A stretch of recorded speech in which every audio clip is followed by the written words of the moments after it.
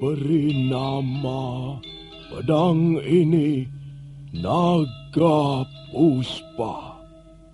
Selamatkan dia. Jangan sampai jatuh ke tangan pendekar berwatak jahat.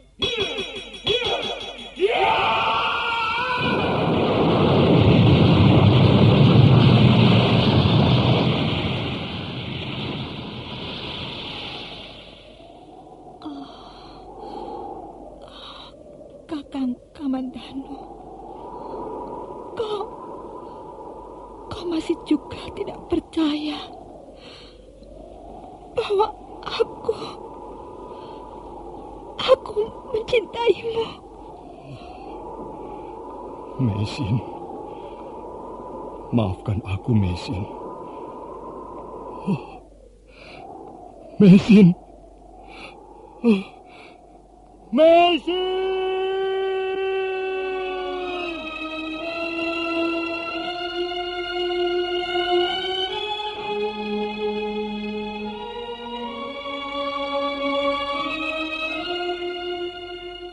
Tutur Tinula.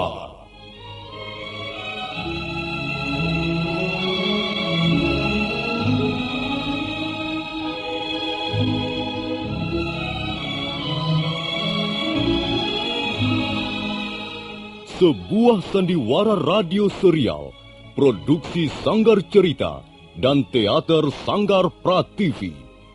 Sebuah kisah dengan latar belakang sejarah runtuhnya Singasari dan berdirinya Kerajaan Majapahit.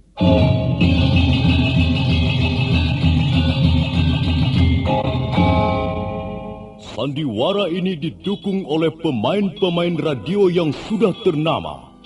Ferry Fadli, Ivone Rose, dan Eli Ermawati.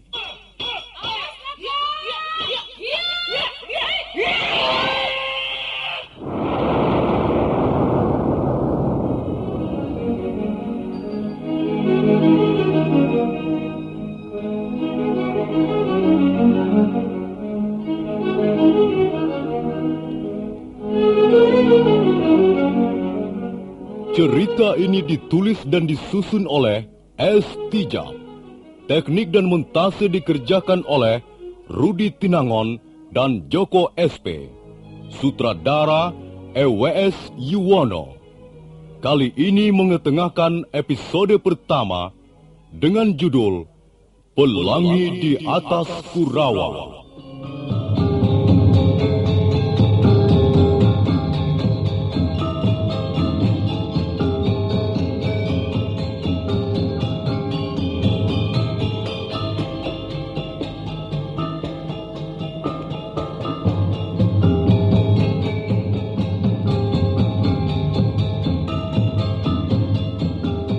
Dalam seri yang ke-19 ini didukung oleh para pemain Ferry Fadli sebagai Arya Kamandanu, M. Abud sebagai Arya Dwi Pangga, Lili Nur Indasari sebagai Narirati, Marlon sebagai Dangdi, Sudibianto sebagai Jaruju, Wahyu sebagai Balawi, Hari Aki sebagai Empu Hanggareksa, dan Nusri pembawa cerita.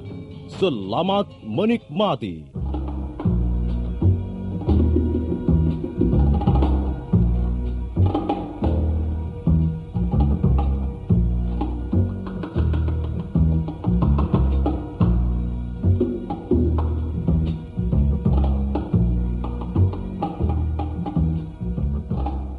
Empu Hanggareksa menoleh pelan ketika melihat pintu ruang kerjanya terbuka. Arya Kamandanu melihat wajah ayahnya dari balik remangan sinar lampu minyak jarak yang tergantung di tengah ruangan. Duduklah, Kamandanu. Iya, Ayah.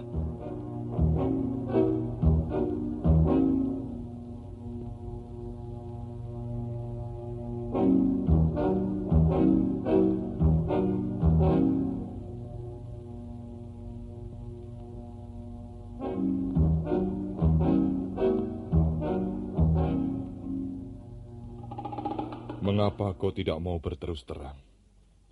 Kalau kau tidak mau berterus terang kepadaku, berarti kau tidak lagi menganggapku sebagai orang tuamu. Saya belum jelas duduk perkaranya, Ayah. Dwi Pangga tahu bahwa kau menyimpan batu nirmala pemberian istrinya, Nari Ratih. Dwi Pangga, entah karena cemburu atau apa, marah-marah. Kemarin mereka bertengkar. Dwi Pangga mau mengambil batu nirmala itu, tapi Nari Ratih menolak. Sampai sekarang mereka masih dalam suasana tidak enak. Kalau Kakang Dwi Pangga keberatan, saya akan mengembalikan batu nirmala itu pada Nari Ratih, Ayah. Jadi benar, kau menyimpan batu nirmala itu? Benar, Ayah. Mana benda itu?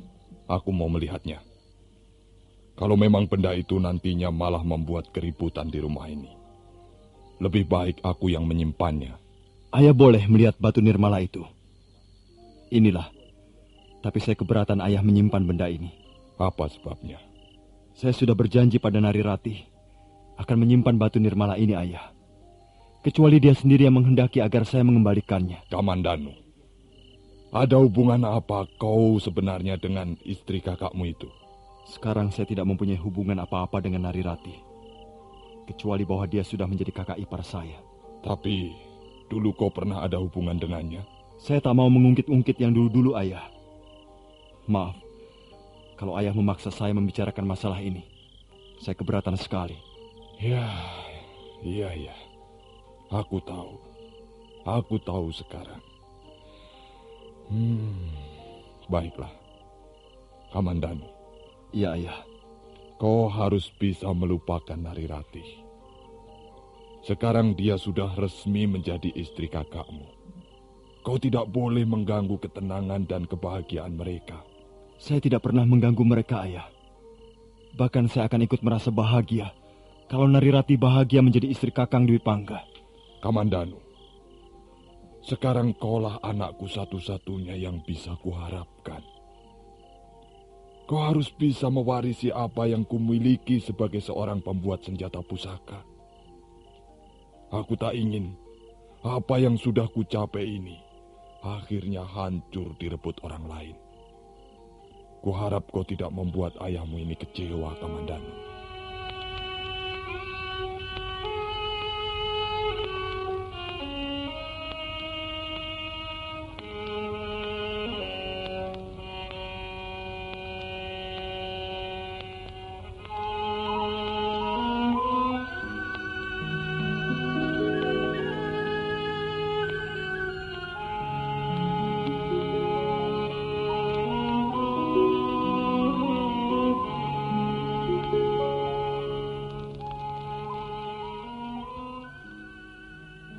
Sebaiknya kita pulang ke Manguntur, Kakang.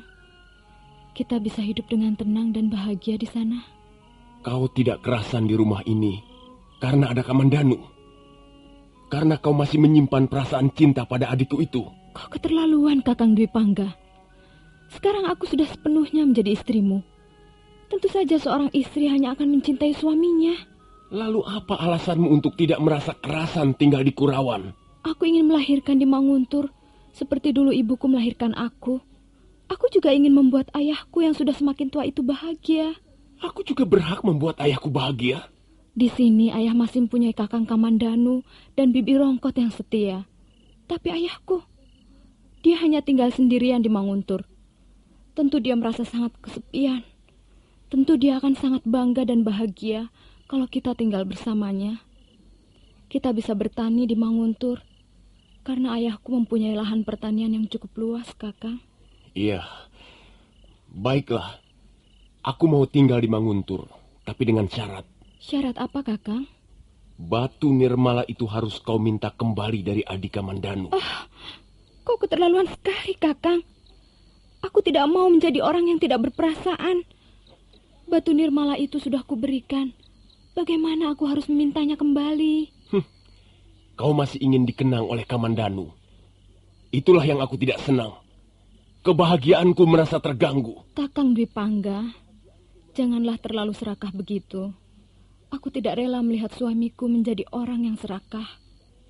Kau sudah memiliki apa yang kumiliki selama ini sebagai seorang wanita. Dan kau akan memilikinya selamanya. Tapi mengapa kau masih juga meributkan batu nirmala? Jadi kau masih mempertahankan hubungan batinmu dengan Kamandanu? Oh, Kakang Dwi Pangga, kau terlalu cemburu. Cemburu yang tidak pada tempatnya. Sudahlah Narirati. Itulah persyaratan yang kuajukan padamu. Besok pun aku bersedia pindah ke Manguntur. Asal batu nirmala itu kau minta dari adik Kamandanu. Dan kau berikan padaku. Baiklah Kakang Dwi Pangga. Kalau memang begitu keinginanmu, aku akan memintanya kembali batu nirmala itu.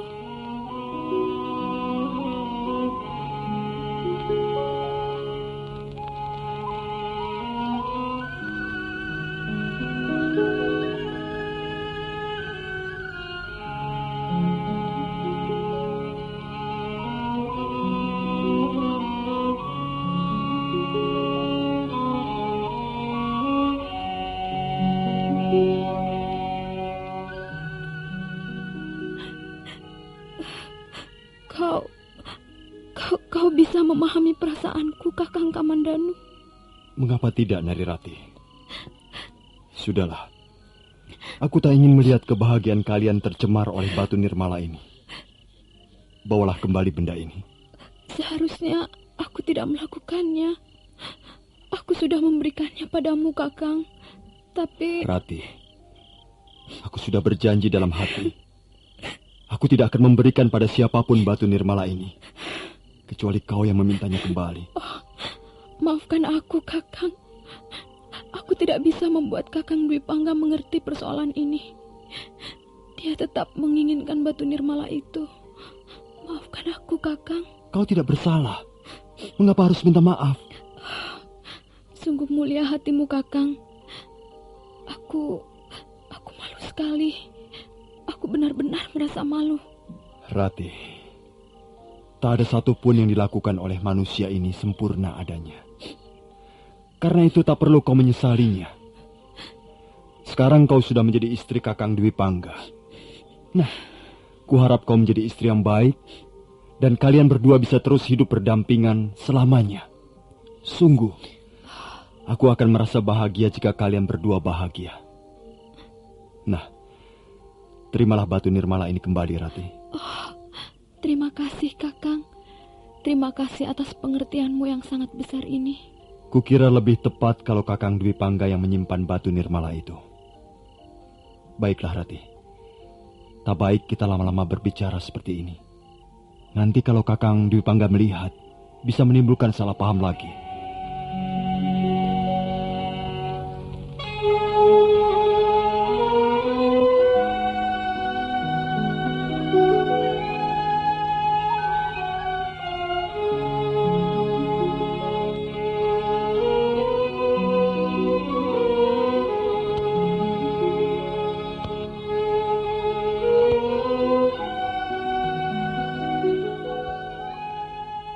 Arya Dwi Pangga baru merasa puas setelah batu nirmala itu terlepas dari tangan adiknya dan jatuh ke tangannya.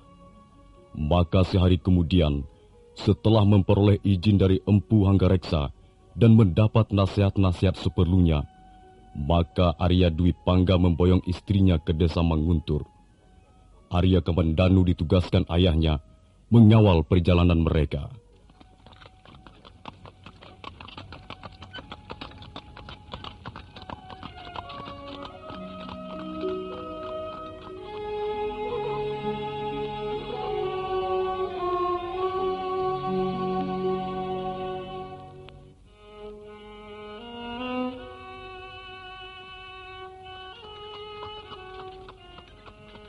Kereta kuda yang ditumpangi Arya Dwi Pangga dan Narirati berjalan menyusuri jalan desa yang amat indah pemandangannya. Gunung-gunung membiru di kejauhan seperti melambai ke arah mereka. Sementara itu, Arya Kamandanu terus mengawal dengan mengendarai seekor kuda perkasa berwarna coklat tua.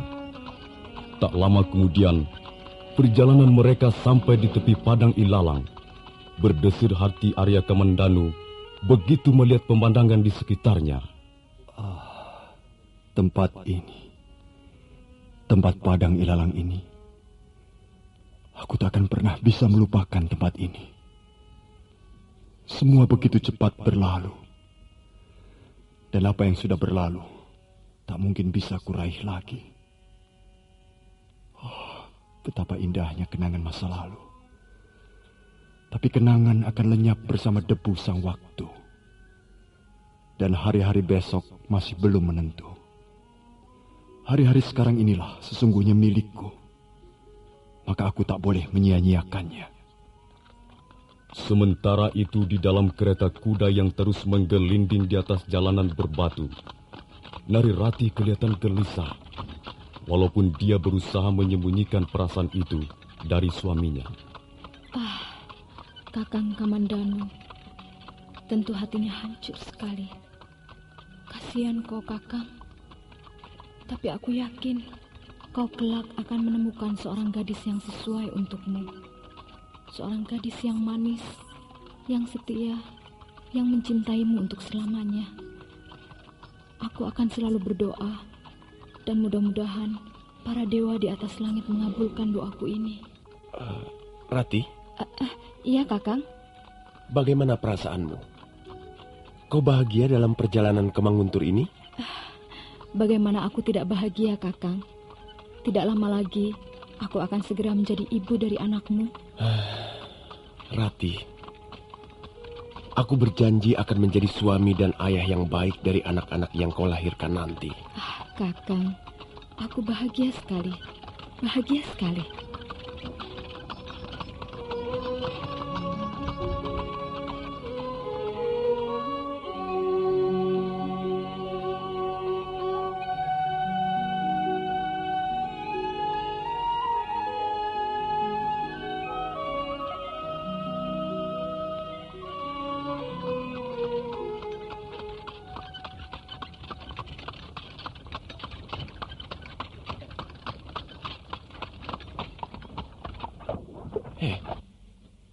Siapa mereka itu, Kamandanu? Mengapa mereka menghadang perjalanan kita? Kakang Dwi Pangga tidak usah turun dari kereta. Biar aku saja yang menghadapi mereka. Bukankah mereka itu Dangdi? Siapa dua orang temannya itu? Kalian berdua diam saja dalam kereta. Agaknya mereka bermaksud membuat gara-gara lagi denganku. Hei, Kamandanu. Bukankah yang berada dalam kereta itu pasangan pengantin baru? Iya, Dangdi. Mereka adalah pengantin baru. Kakakku Arya Dwi Pangga dan istrinya Narirati. Kasihan sekali kau, Kamandanu. Mengapa sekarang pangkatmu semakin melorot? Mestinya kau yang berada dalam kereta itu. Tapi rupanya kau harus cukup puas menjadi pengawal pribadi kakakmu itu. Dangdi, kami sedang dalam perjalanan ke Manguntur. Kuharap kau tidak mengganggu perjalanan kami ini. Siapa yang mengganggu kalian? Siapa? Kalau kalian mau lewat, ya silakan saja lewat. Mana bisa kami lewat kalau kalian bertiga menghadang di jalan begitu? Kalau memang kalian tidak bisa, ya mau bagaimana? Kembali saja ke Kurawan atau carilah jalan lain. Jadi kalian bertiga tidak mau memberi kami jalan untuk lewat? Hei, Kamandanu, jangan mencoba mengancam kami. Ayo turun kau dari kudamu. Ayo, turun Kamandanu. Kalau kau bisa mengalahkan kami bertiga, barulah kami akan memberi jalan pada kalian. Baiklah. Kalau memang itu kemauanmu, aku akan turun. Bagus. Tapi aku masih meragukan keberanianmu, Kamandanu. Jangan-jangan hanya untuk mencari muka di depan pengantin wanita. Sebenarnya aku sudah muak melihat kelakuanmu ini, Dangdi. Dan selama ini aku masih mencoba bersabar. Tapi karena kali ini aku ditugaskan mengawal saudara tuaku ke Manguntur, maka tak ada pilihan lain kecuali melayani kesombonganmu. Jangan banyak mulut kau. Jarutu, Balawi, ayo, kalian jangan diam saja. Kita bikin sekali lagi babak belur orang ini. Baru aku merasa puas. Ayo.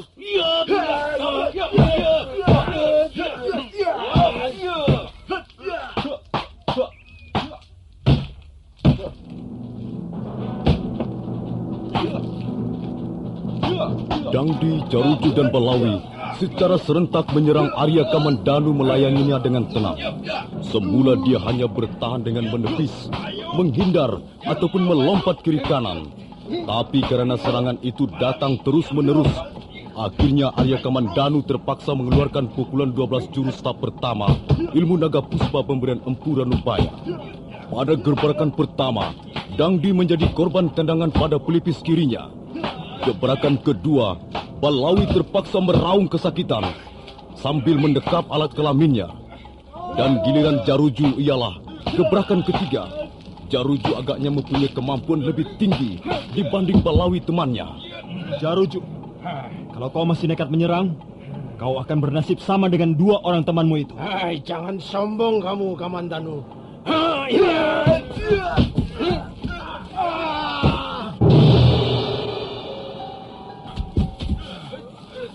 Ayo, bangunlah. Kalau kalian masih mempunyai nyali untuk bertempur, ayo. Oh, tidak, Kamandanu. Kami menyerah kalah. Aduh. Kau Jaruju, bagaimana? Masih mau mencoba lagi? Tidak, aduh. Dan kau Balawi? Ya. Kalau masih penasaran, aku pun tidak keberatan melayanimu satu jurus lagi. Jangan, cukup Kamandanu. Kalau demikian, cepat pergi dari sini. Dan ingat, terutama kau Dangdi, jangan lagi mencoba membuka persoalan lagi denganku. Dan jangan mengganggu Narirati, karena sekarang dia sudah menjadi istri saudara tuaku. Kalau kau sampai berani mengganggu ketentraman mereka, kau pasti berhadapan dengan Arya Kamandanu.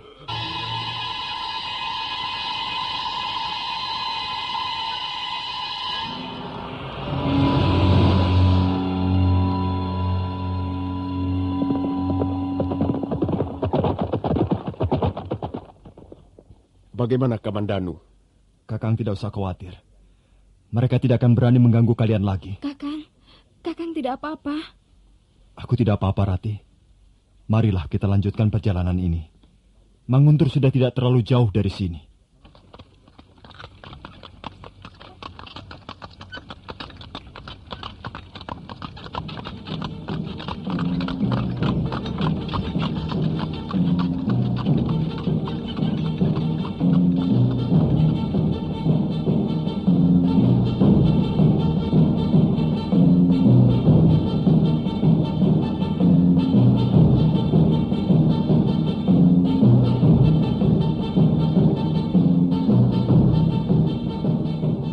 Akhirnya mereka tiba dengan selamat di Manguntur. Rekian Wuru menyambut dengan ramah dan gembira. Arya Kamandanu menolak ketika orang tua itu menyuruh menginap barang semalam. Hari itu juga, Arya Kamandanu kembali ke Kurawan. Mereka mengantar sampai ke pagar halaman. Kuda yang ditunggangi Arya Kamandanu berlari bagaikan terbang, melintasi daerah persawahan, bukit-bukit, hutan-hutan kecil, dan sebentar kemudian sudah meninggalkan tugu batas desa Manguntur.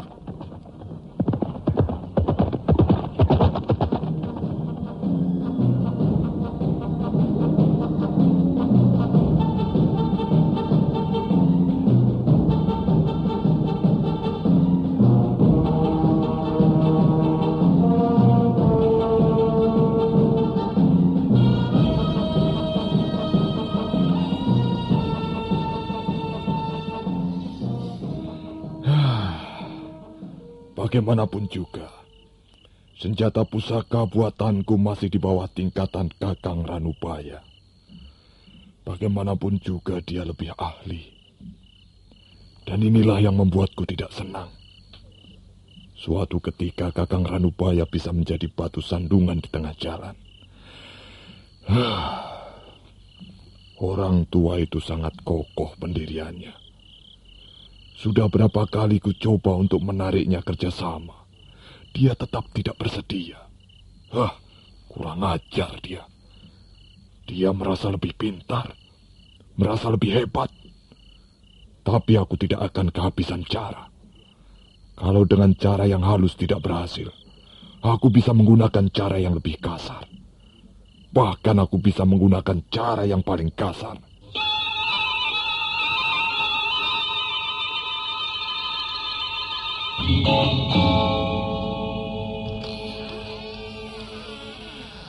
Kaukah itu Kamandanu?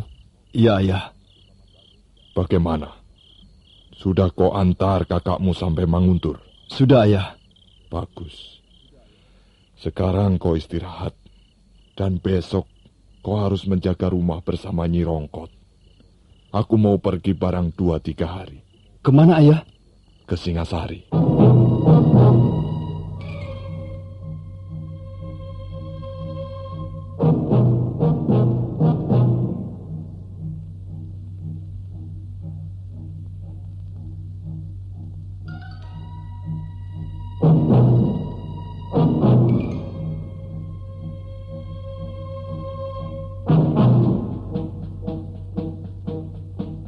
Arya Kamandanu dapat meraba apa yang terjadi di balik wajah ayahnya. Tidak seperti hari-hari biasanya. Nampak sekali ayahnya tengah mempunyai persoalan yang berat. Tapi Arya Kamandanu tidak berani menanyakan pada ayahnya. Nah, para pendengar sekalian, bagaimana kisah selanjutnya?